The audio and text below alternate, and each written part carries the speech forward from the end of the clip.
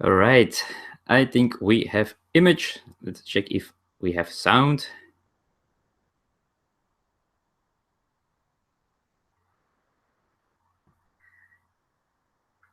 We do. We do.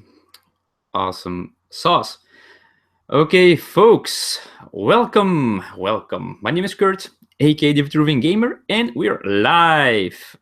Live from my studio in Belgium. Yes. For episode 48 of All Aboard, a vlog where I talk about about board games mostly. So let's do just that. And if you guys and girls can let me know if you hear me as it should, then that would be very much appreciated. So, welcome. So, let's do this like we always do. It's a normal episode of All Aboard, even though it's live. And in All Aboard, I always start by talking about the games I have played last week since the last episode. And there are a few games that I want to talk about that I played. And I have set them here, most of them, but one I thanks, Ryan P. Welcome, by the way. Thanks for telling me sound is great. Great to see you here on the chat. So feel free to comment in the chat. Feel free to say things, ask things, whatever. Just be a good guy and girls, and everything will be okay. So, first game that I played this week, folks, is The Colonists. Now, I don't have the copy here because it was not my copy. It was a copy of my gaming club. And, well, Colonists has gotten some buzz post-Essen, post-Spiel. It's a pretty heavy, literally pretty heavy worker placement game, a Euro game, in which you're trying to make the best colony by building things, by getting resources, all that kind of good stuff. Hello, Kabuki Kid. Welcome. You're a very famous man on all the chats of live streamings, and it's great to have you here as well. So, Colonist, pretty heavy game. And we played it twice. First, we did the introduction scenario. Actually, it's not really a game because it's just a gameplay that you just have to follow. You don't make any choices. The game, well, the papers tell you what to do, but you learn how the game flows. So that was pretty interesting way to do so. And the day afterwards, we played ourselves. Now, you can choose how long to play this game. There are a maximum of 4 eras that you can play. And, well, the more you choose to play, the longer it takes. And I've seen people talk about games of 8 hours or more. And, well, we did not want to do that, Elisa and I. So we decided to do 2 eras. And, well, we did one. After one, we decided to stop. Not because we didn't like it, because... and I'm going to talk about mass market games later in this episode, Kabuki Kid, but it's very good. Already give me some stuff for later. So it's a very good thing you say there, and I will come back to it in a while. We stopped after one era playing The Colonist because it already took a while. I think we played 90 minutes in era 1, and we decided to stop. But we enjoyed the game. It was pretty good. It's actually not that heavy, I believe. Now, it can be AP prone because you have more and more decisions while the game progresses. But still, the flow of the game is not that hard. So actually, if you want to have a longer worker placement Euro game with resource management and all the good stuff that the typical Euro game has, you can try out Colonist, play one era to see how it feels for you. And, well, you can play more eras if you like, if you don't mind a long game, because it is a long game. If you play 4 eras, I cannot imagine how long it takes, but very long.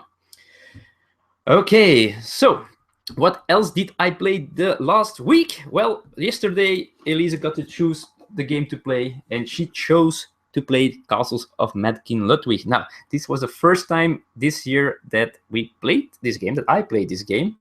I always chose another game to play. I'm not sure why. Something kept me from playing this. Now, Elisa, she said we play Castles of Mad King Ludwig today. So we did yesterday. And, well, I enjoyed it. I won big time. It was the first time that I won this game, and it's cool. It's a cool game. It's the way your castle progresses on the table and stuff like that. I just have a hard time making the decision to how to put the locations, the rooms for the auction. That's a hard time. So if you're the starting player, you're the master builder, and you get to decide how expensive each room is, and then the other players get to buy them first. If they buy one, they give the money to you, and then you can buy whatever is left over. And well, dividing those prices are very hard to do. And Ryan says that he is a fan of Kabuki Kid. Well, now that's something, it's kind of meta. Being a fan of someone who is just mostly famous for being in chat rooms of live streams. So that's kind of cool. But yes, Kabuki Kid, you are well known. That's for sure. I think everybody who watches live streams knows Kabuki Kid. So after a while, you will get fans even like that. All right, so let's put this away. What else did we play? Well, I played a game also for the first time this year, but this game is one of the most underrated. Is there room for a collection for Suburbia and Castles of Mad King Ludwig? For me, there wasn't, because I did not like Suburbia enough. So that's why I chose to trade it away. I think almost 2 years ago. There is room for it. Actually, there's still two very different games. Yeah, they're quite different still. So yes, you can have them both and just play the one you want to play at the certain moment in time. So I think it can. But Suburbia didn't work for me well enough. We also played Samurai Spirit. Now this is, for me, one of the most underrated games that I have in my collection. It's by one of my favorite designers, Antoine Bauza. And in this game, this is a cooperative game, and it plays up to 8 players, I believe, or 6. Let me check this out. Somewhere, it should say somewhere how many players. Oh, this is such exciting. Well, 7 players, up to 7 players. And, well, you are this samurai who are trying to protect a village from raiders, and it's pretty fun. It's you have to make some smart decisions or cool decisions on whether to fight the invaders, or you can put them aside because you have a kind of a set that you have to collect each time. And if you don't, people might die, fences might go down, or the buildings might go down. And we say hi to Jeff Patino. He is a great guy, and I'm very happy to see him. 7 Samurai, the board game. Yeah, it's no, this is just Samurai Spirit with 7 Samurai, exactly. But this is really an underrated game. I once did a playthrough of this. I'm not sure if I did it in English or in Dutch. It was at the very, very beginning of this channel, and I might revisit this one and might do a playthrough again, because really this game needs more love. I really think it does. I thought it was a very good game, and it's nice and hard, which is what I like in a good co-op. Exactly. And you set it up so fast. You put it on the table. It takes a minute to set this game up, and you can start playing, and it's always exciting. We lost the game yesterday or Monday, not sure, by one card that destroyed our last building. No, everybody died. All the 3 villagers died. It is very tense, and I really like it. So I really want people to get to know this game, so I might do another playthrough of it. We also played another cooperative game, Arkham Horror, the living card game. For the second time we played it this week, and oh man, we got our butt kicked. We decided to play the next scenario in the campaign mode. We didn't do very well in the first scenario, but you can still play. Although your ending was very, very bad, you can keep playing, and we got our butts kicked. Still like this game, but I have much to learn before I will do a playthrough of this one. But it will happen someday. I will do a playthrough here on this channel as well of Arkham Horror, the living card game. But I have to have to be a little bit more competitive in this game. Kabuki Kid, yeah, I'm pretty perpetual on that show. I should be there tomorrow too. Very, very cool. The meta game, yeah, I follow the meta game as well. Most of the time, I have so many channels that I follow, podcasts that I listen to. I have to decide if the subject is interesting enough for me to watch something. Good idea, Jeff. Yes, I will do that. Very interesting in Arkham Horror, the card game. I love Arkham Horror. I'm a fan. I'm far from sick of the Cthulhu theme. That's something, yeah. I was also thinking, because the next game I'm going to show you is also kinda Cthulhu. I'm not sure if it is Cthulhu based, but the other game is new in my collection, so that's also something I always talk about. What's new in my collection? And well, this is new in my collection. I finally got a copy of Ancient Terrible Things by Pleasant Company Games. This is not a cooperative game. You try to get the most points by defeating monsters, and it is Cthulhu. It doesn't say Cthulhu that hard, but there are these tokens with stuff like Cthulhu stuff on it and stuff like that. So, but Ancient Terrible Things, we played it twice this week. I got it in the mail this week. We played it twice already because we both like it very much. This is an awesome dice rolling game. It uses a little bit of the Yahtzee mechanic, roll and re-roll a few times, but it adds some more because you can buy items that give you different dice with special abilities. You have tokens that you can pay with for new equipment, to play these event cards. And wow, this is a cool game, and it's always so close. And wow, I really recommend this one if you're looking for a light Cthulhu-ish themed dice game. Very, very good. All right, good co-ops is good butt kicking. Well, as you know, I'm doing the Robinson Crusoe playthrough at this moment, and it might become a butt kicking. And you're right, it has to be challenging. Co-ops need to be challenging, very hard.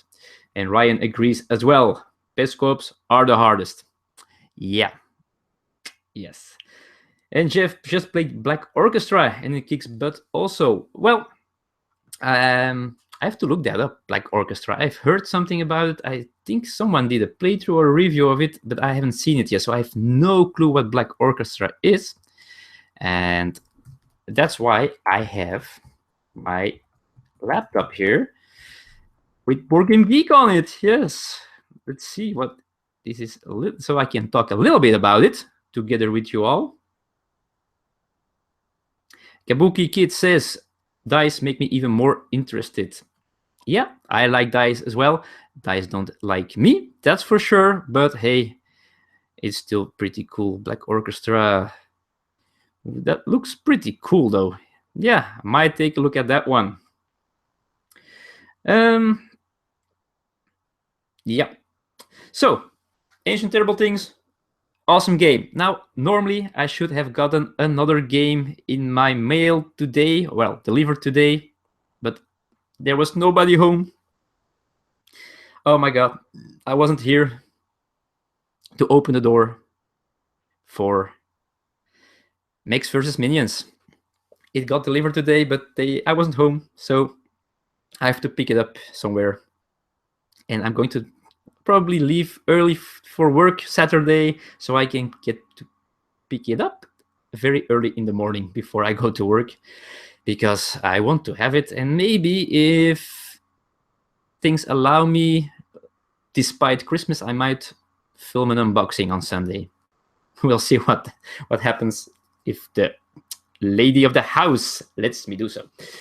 My fellow gamers thinks I'm a light to the game instead of them playing co-ops. Yeah.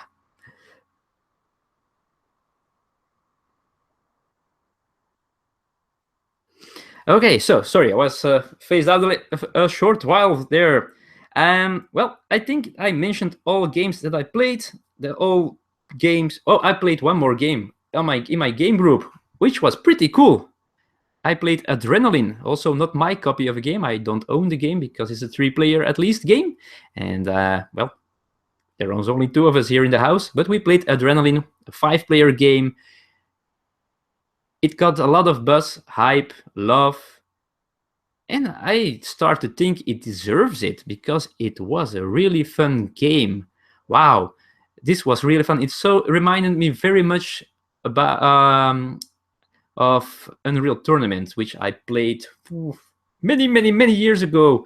We played Unreal Tournament a lot, and it makes you feel like you're in that kind of game, but it's a board game.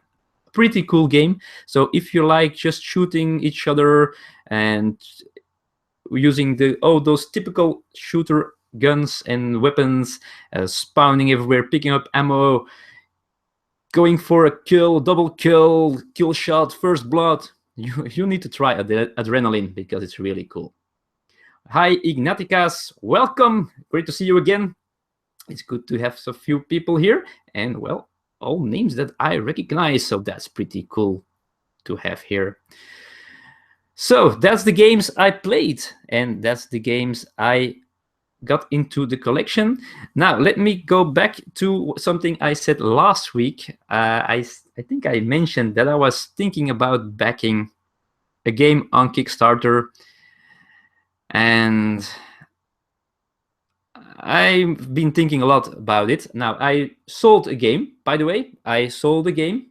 A game has left the collection, and I got rid of my Lord of the Rings LCG collection. Now I got the base game, I got a couple of expansions. I only played the base game until now. I don't have the time to do all the deck building to get through all it, so I decided to sell it, and I did. So there was some budget open now, and I was considering also selling my copy of Star Wars Rebellion to someone and backing Kingdom Death Monster. But today, I decided not to do so. Why? I don't know. It's just way too expensive. There are minis that you have to put together. I saw some playthrough today, and in the end, it's probably there's much more to it, but it's just fighting like you can do in more dungeon crawlers, I believe. Now, the minis look great and stuff like that. You get so much cool things, but man, no, I'm not going to spend at least $250 for that game. So I have some budget left for later. Let's see. Good job, Kurt. Always good to kill. Yeah, the moment is coming very soon that I have to kill to get new games. So I already start practicing now with the first game to sell.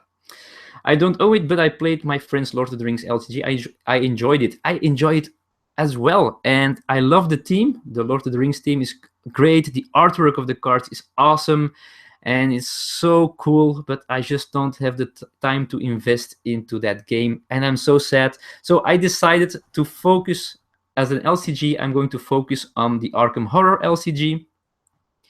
I can start from scratch. I have the base game, and as soon as there's expansions, I can buy it immediately. So I'm on top of it instead of the Lord of the Rings. There's so much going on there now that I cannot follow it. So sadly enough, because it's a good hard game as well. Yeah, but sometimes you have to make decisions. Selling Rebellion, Heresy. That's my favorite game of 2016. Well, it's not my favorite game of 2016, but as I said, I decided not to get rid of it yet. But as for now, I'm not going to get rid of it. I only played it once just because it's a 2-player game, which is okay for us because we love 2-player games, but the setup time and the play time is so long that every time we decide to play a game, we decide to choose a game that's shorter in play time. And that's why it's been sitting on my shelves for way too long than I want to. But then again, it is the ultimate Star Wars game. No matter how you think about it, it is the ultimate Star Wars game. And if I don't play it a lot, maybe someday I have a son or a daughter that I can teach it to and play it with. So I think I'm going to keep it. And let's see. I have heard that the Arkham Horror LCG may be a better game than Lord of the Rings, so that is good to hear. Well, we'll have to wait and see, of course. It all depends on what they do with the expansions, but I believe they have something very good going on, so I'm looking forward to more stuff, and I'm looking forward to win the game once, or at least get a good ending so we can go to the next scenario stronger than we are. Nice thing about board games is that they hold value. When it comes time to kill, you usually get a lot back, and that is true. Now, there has been a big discussion on a Dutch forum a while ago about how much you have to ask for a second-hand board game, and people said they didn't lose value that much. Some people say that was horrific. You have to sell them at maximum of the half of the price at the store. Honestly, I need enough money back if I want to sell a game. So I have to get some money out of it, because most of the games I have here I actually like. I do a lot of research before I buy games, so I know that I will like them. So I don't do that much bad buys. Lord of the Rings wasn't a bad buy either, but in the end, I don't have the time to invest in it. That's all. I should be getting Doom the board game today. Looks fun. Yes, it looks cool. I looked at the store who got it now, I think, or also today. But I also decided not to get it because it's a 1 versus all, and I don't get that on the table. I have Imperial Assault here. I cannot play it. I don't get a chance to play these games. So I let Doom pass, but it looks cool, yeah. Kabuki Kid says, Ryan, very true, and sometimes you make more than you even paid if it goes out of print and is in demand. Yes, exactly. I have a few games that might become worth some money. I still have Glenmore here, which is something that is out of print. Walnut Grove, I think, is hard to get. Apparently, Ginkgo Polis is as well pretty difficult to get and stuff like that. But then again, I always feel hard to get rid of them either. So. And most of them will get a reprint someday, and then the value goes down again. Well, yeah. It's probably also the only reason why I would buy Kingdom Death Monster, maybe, because it might be worth more in later, but nah. I also research like crazy, so I very rarely buy clunkers. It saves a lot of headache. Yeah, I do a lot of research, really a lot. And when I do and I decide I might want the game, I still weigh everything out. Will I play it? Will I play it enough? Is it worth the money? Stuff like that. It takes a long time before I decide to buy a board game lately. But anyway, I decided not to back Kingdom Death Monster. Yeah, sometimes I have to go back on topic because I don't want to make these all aboard live episodes too long, because then people might also drop. All right, I have the Fantastic Four expansion for Marvel Legendary. Yeah, that has shot up in value. Exactly. That's when when it was in stores, I decided not to do the expansions for Legendary Marvel, and now oh man, now I don't get. Yeah, I can't find it either for a good price, of course. Let's see. Which also why I usually like to wait for a game if it's a Kickstarter, since you generally can't play them first. Yeah. Oh, yeah. I have a few Kickstarters here that are unplayed, that are played once. They aren't bad, but most of them are just not good enough to play a lot. And I've been much more careful with Kickstarter games as well now. Jeff Patino as well. He's way more picky about games that he likes and is going to buy. And Kabuki Kid waits until he gets to the general market. Yeah, but sometimes, of course, prices are very good on a Kickstarter, and then you want to be sure you have a copy and that you pay a very good price for it.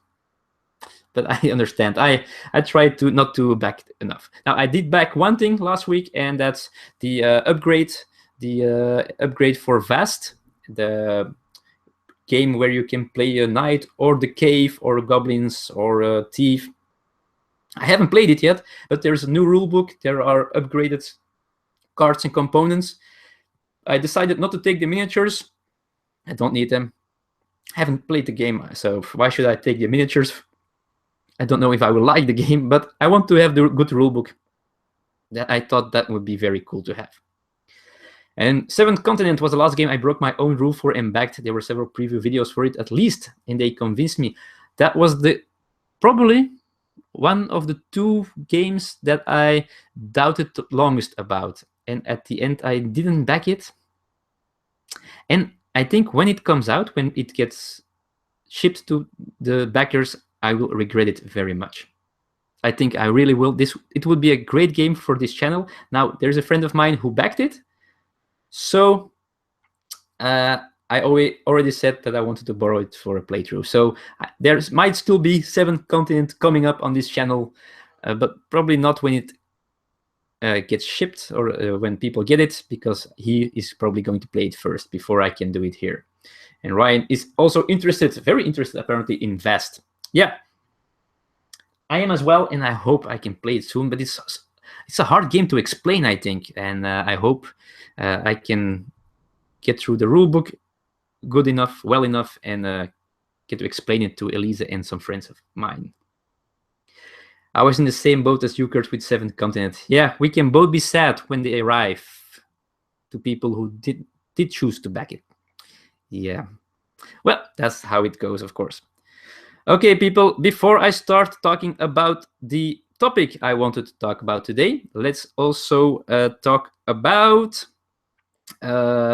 what did I want to talk about? About the channel, what's going on the channel. People, don't forget, we are doing the interactive playthrough of Robinson Crusoe. So, well, I see that people here like hard cooperative games, so help us, because last turn went okay, went pretty well, but we already are seeing things that might go wrong very badly. So help us, give suggestions on how to handle it. I am going to record it maybe Sunday or Tuesday, the next part. So we still have some time to watch the previous video or videos and to decide what our carpenter Karen and our soldier Tim have to do. Yeah, Jeff, we cannot back everything. No, I would have to live on the street underneath a cardboard box if I back everything that looks pretty, something interesting. The best way to play fast is for everyone to know the rules for all the characters. Don't just know your own rule. I was taught that way, and I think it was a mistake. Yeah, and I think you're right. You have to know what other people's plans are, or what their powers are, what they can do, want to do, before you can make any smart decision with your own character. So I completely agree, and that's what makes this game hard, because you have to explain the game 5 times, maybe. So that's hard. I'm still trying to figure out how I have to handle it. So we have Robinson Crusoe, the playthrough. Go check that out and help us go through it. And also soon, and I'm not sure, let me know what you prefer. I have a top 5 list coming up. And the top 5 is, I will already say it, the top 5 list that will be on the channel one of these days is my top 5 IPs that I want to see in a board game or in a new board game, because some of them already exist, but I want to see something else with that IP.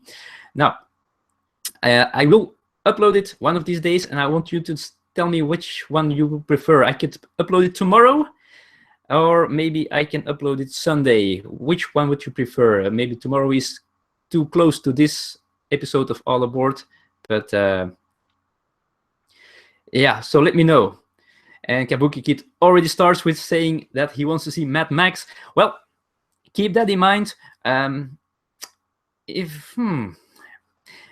Maybe let's do next week in All Aboard. Let's do it live again, folks. And if everything goes right, we'll do it again on Thursday at this time of day. And we will talk about that top 5 list that I made, and I will get you, all the people, to respond and to give your ideas. And well, and I thanked Ignacy several times for making this game so damn hard, by the way. I would be banished to the street by the wife. Yep. Yeah. the lady of the house would not be happy either. And let's see, +1 Max, Mad Max. Whoa, so Mad Max is apparently popular to have a board game about. Pretty cool. Yeah, I think that would be pretty cool. But let's go next week on the new episode of All Aboard. We'll do it live again. I hope I see you there again, and we'll talk about IPs in board games. We have a topic for next week. Yes. Okay. So let's go to the topic of this week, and that's mass market games. Now, why did I come to that topic? Well, we have this television show here in Belgium. It's called, well, if you say it in English, it's called The Smartest Man of the World. That's the title. The Smartest Man of the World, or the smartest person of the world. And in this game, this is a television show. It's a quiz, sort of a quiz, and it's with famous people. Well, famous Belgian people, so not world famous, but famous here, local celebrities. And well, they do this, and each time there's an episode, 3 people are trying to be the best one in that quiz. The one who wins is for the one day the smartest man or woman alive, and it goes straight ahead. Then you have a final for the best 8, I think. They play against each other again, and at the end there is one big winner. And this program is so popular here. And there's also a board game made of it, and of course it's a mass market board game. It is in all stores, like, well, we have different stores than in the States. For example, the Kmart and what's all those big stores there? I'm blanking out at this moment. And well,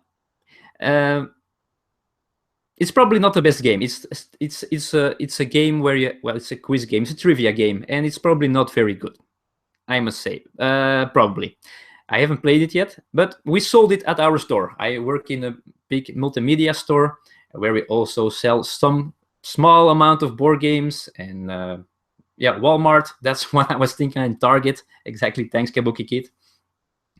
And it's a good show, by the way, Kabuki Kid. It's fun, and it is very funny. There's also 2 comedians most of the time as those are the judges in the show, and they make funny comments, and it's very, very funny show as well. And the board game, well, some colleagues of mine bought it, and then they did an evening with a few colleagues together, and next day 2 other colleagues bought the game, and they were talking about how much fun they had, how silly the answers sometimes were, and how and I was thinking, man, probably the game is really not good. You have very good trivia games, and Kabuki Kid mentions Besser Wisser, and which apparently is better than Trivial Pursuit, and I it's probably correct what you say. And you also have what's the game again? Oh man, I'm Terra lately, and Timeline, and the one I forgot the name. The one where you have to guess who got the best answer without going over it. Always numbered answers. I'm again blanking out live. So there are pretty good trivia games, but they enjoyed a mass market game, which probably is not that good, so much. And I was thinking, why are we? Yeah, Wits and Wagers. Thank you, Ryan. Thank you, Kabuki Kid. And I was wondering, why do we always look down on these mass market games? Because they just bring joy and happiness. They just do that. I have friends of mine who still play Risk now and then. I have people who still play Clue, even Clue, or Monopoly, whatever. But they enjoy it. And yeah, I felt a little bit guilty, honestly, because I do that as well. I look down at those games sometimes, and sometimes just people that you're playing with are more important than the game itself, I think. Just you can make many games very fun if you want. Kabuki Kid, which wagers usually get played by my family during holiday gatherings. My family loves it. Yeah, it's a cool game. I really like it as well. There are Board Game Renegade. Hi, Board Game Renegade. Great to see you here, by the way. And nice that you joined the chat. And Board Game Renegade, he's awesome as well, by the way. Go check him out. So after this episode, go check out his channel and subscribe there as well. Let's see, Stratego is a good mass market game. It's a good game as well. I suck at it, so I don't like it. It's more because I'm not good at that kind of games. Yeah, but yeah, I recognize that. It is a good game. Yeah. Yeah, and now we're all welcoming each other. Pretty cool. So I just want to know, are there any mass market games that you play more than you actually maybe want to admit, or maybe some guilty pleasures? I don't know. I haven't played mass market games for a long time, I must admit, but I started to think about it, and they deserve a little bit more respect. Look at that. Ryan is also a fan of Renegade, and well, that's well earned as well. Okay, and I'm very happy he's here, so that's pretty cool.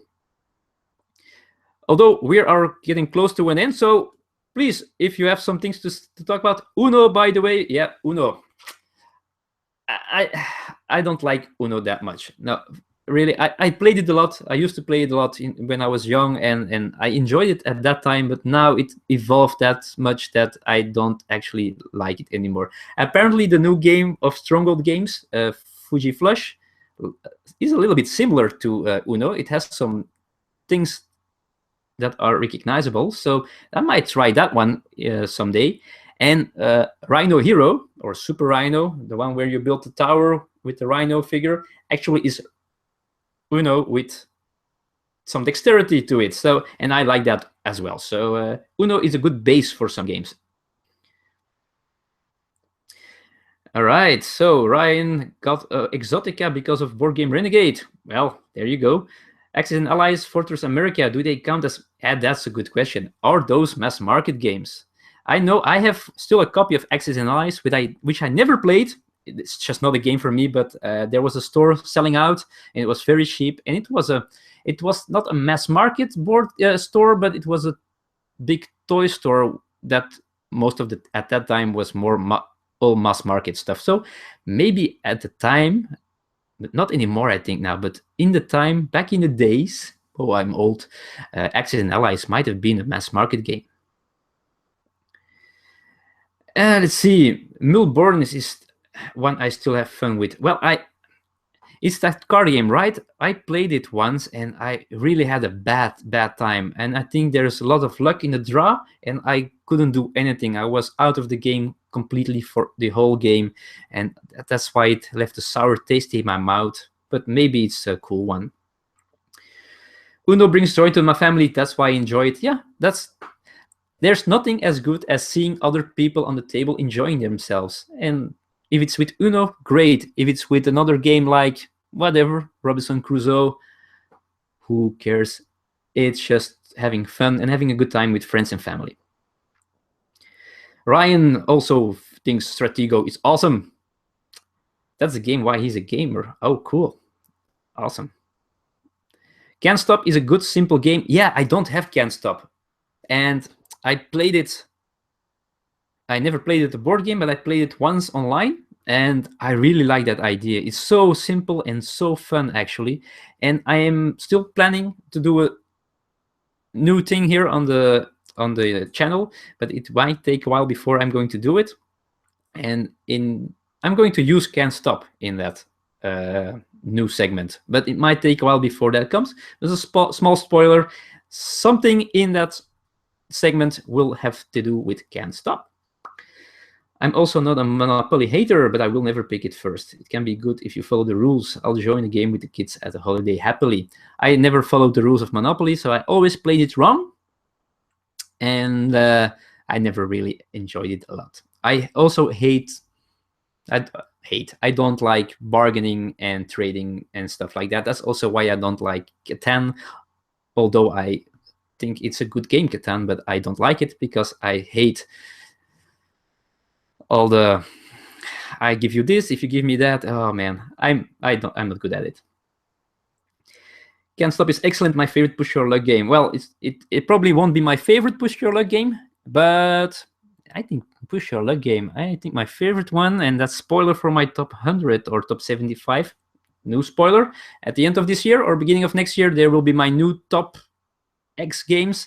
I already made my top 60, but it might change, but I need to put some other games into it in the top 60. But that's coming. So, and I think my highest pure push your luck game might be Celestia in that list. Not sure, but might be. I'll never play Monopoly again. I'll probably never play it again either, honestly. Ryan, does Acquire count as a mass market? I have no idea. It's not in mass market stores here in Belgium. So for me, it's not. But maybe when it was released in the States, probably, maybe. If it was widely available in all stores, then at that time, I think there are some big games that are still renowned now that used to be mass market, but that have gone to a more niche public and more niche stores. And there, Kabuki Kid with the one thing he said at the beginning of the episode: Risk Star Wars is the best new mass market game. Newer, at least.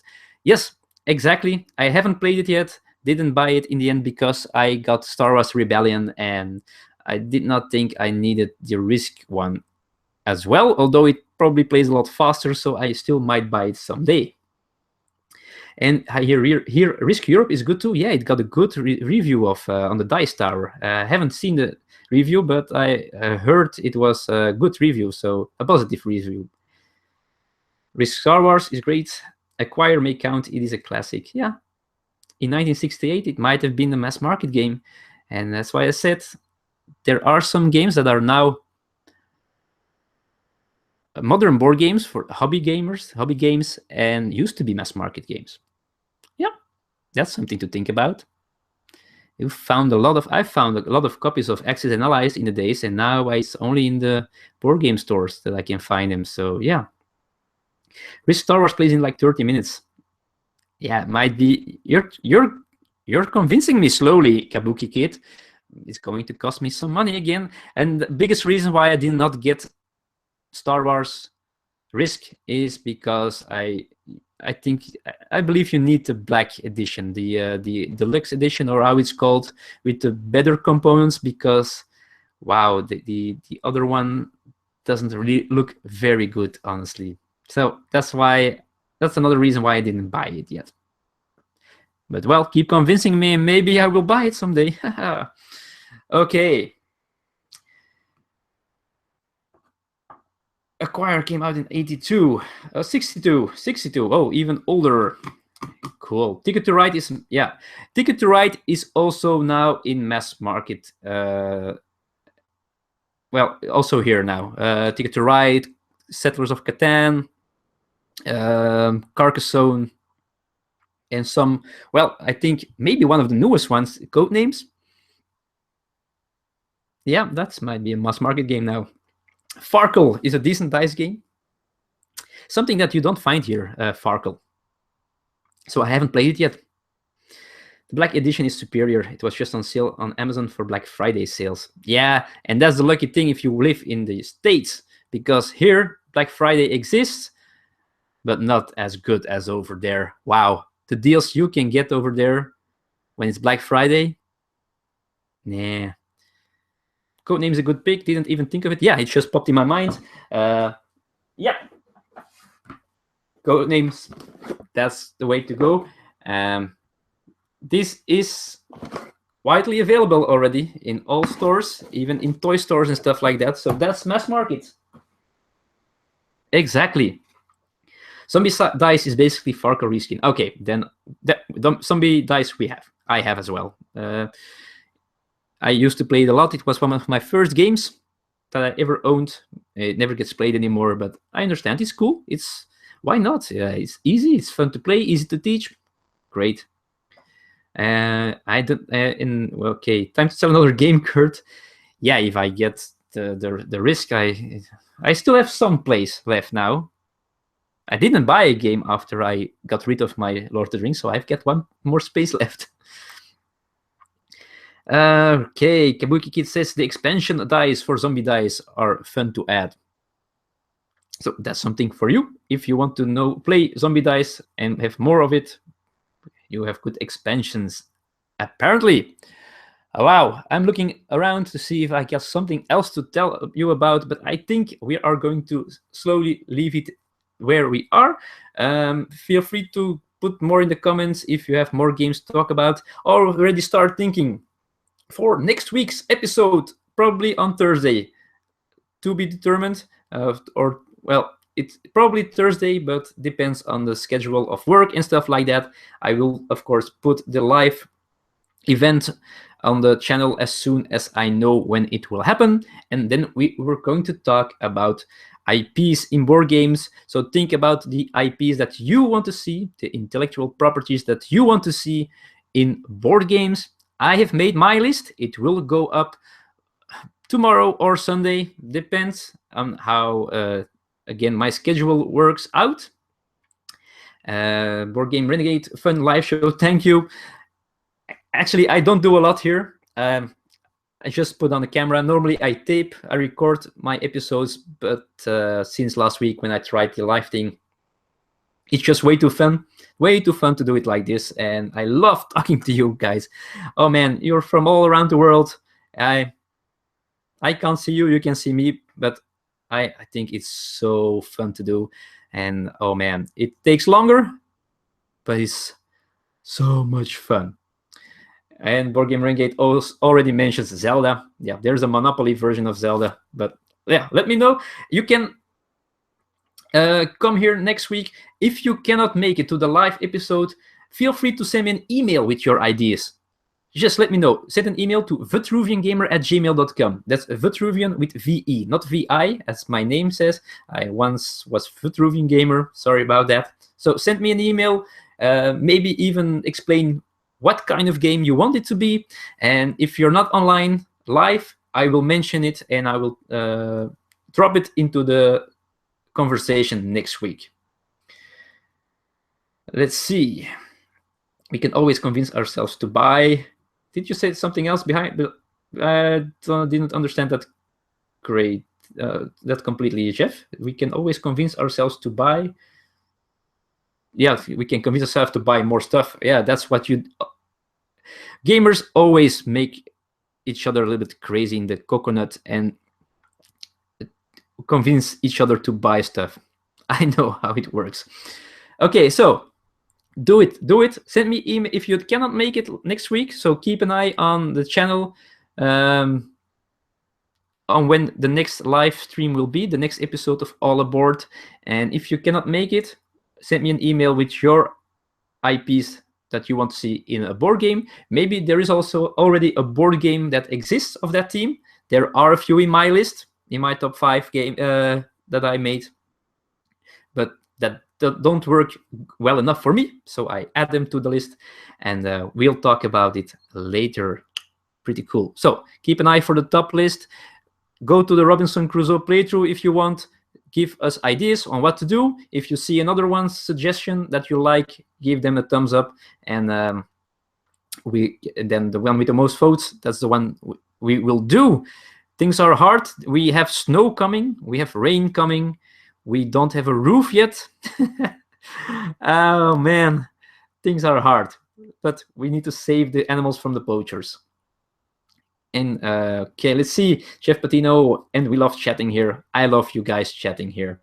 I enjoy you watching. I enjoyed watching you chat amongst each other. That's cool for me. I could watch it for hours, but I won't. But I just want Dune to come back again. Yeah, I played this unofficial Dune game. It was a kind of a print and play game, I think, last year, and that was very cool. It was not my kind of game, although I won. and you could win in teams. So I won with another player. It was cool, and I'm not sure how it was called. It was a very long time ago already, and it